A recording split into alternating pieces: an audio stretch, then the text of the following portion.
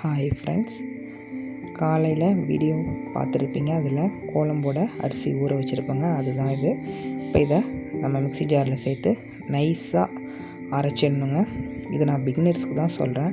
நீர்க்கோலம் எனக்கு போடவே தெரியாது அப்படிங்கிறவங்களுக்காக தான் பச்சரிசியை ஊற வச்சு அதை மிக்சியில் சேர்த்து நல்லா நைஸாக அரைச்சிடணுங்க.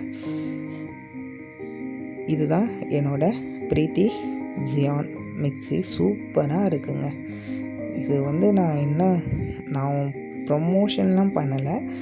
ஆனால் ஆன்லைனில் ஒரு ப்ராடக்ட் வாங்கி இந்த அளவுக்கு ஒர்க் ஆகும் அப்படிங்கிறத என்னால் நம்பவே முடியல. அதனால தான் அதை மறுபடியும் சொல்ல வேண்டியதாக இருக்குது. சூப்பராக இருக்குது. இதை பாருங்கள், நைஸாக ஃபைனாக அரைச்சிடணும். இதை மாதிரி அரைச்சிடணும். இதை இப்போ நம்ம வேறு ஒரு பாத்திரத்தில் மாற்றிட்டு அந்த மிக்ஸி ஜாரையும் தண்ணி கலந்து கழுவி இதில் ஊற்றிடலாங்க. நீங்கள் எல்லா மாவையும் உடனே எடுத்து யூஸ் பண்ணணும் அவசியம் இல்லை. மாவு மீந்ததுன்னா நம்ம ஃப்ரிட்ஜில் வச்சுருந்து மறுபடியும் எப்போ தேவைப்படுதோ அப்போ யூஸ் பண்ணிக்கலாம்.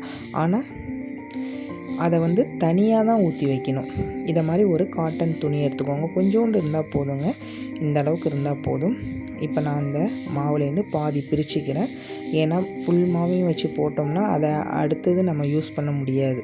அதனால் பாதி மாவில் எடுத்து கொஞ்சமாக தண்ணி சேர்த்துக்கிட்டேன். கொஞ்சம் திக்காக இருந்ததுன்னா அது படலாக பேந்து வந்துடும். அதுக்காக தான் இப்படி தான் நம்ம கோலம் போட்டுக்கணுங்க. நல்லாயிருக்கும் நீர் கோலம். இது 3வது வெள்ளி. அதனால் இப்படி தான் நான் என்னோடய பூஜை வேலைகளை ரெடி பண்ணிட்டேன் முதல் நாளே, வியாழக்கிழமையே.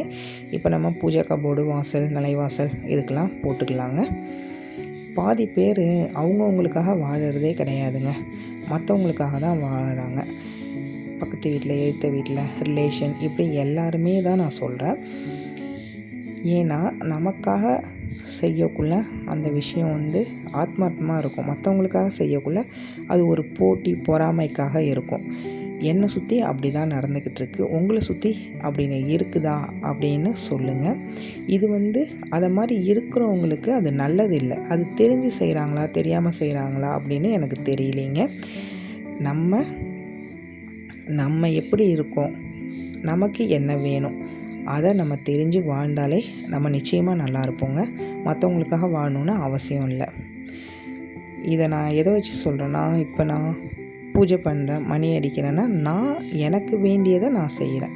ஆனால் எனக்கு போட்டிக்காகவே நானும் மணி அடிப்பேன், என்னை விட முன்னாடியே அடிக்கணும் அப்படின்னு நினச்சிலாம் ஒரு சிலர் செய்கிறாங்க.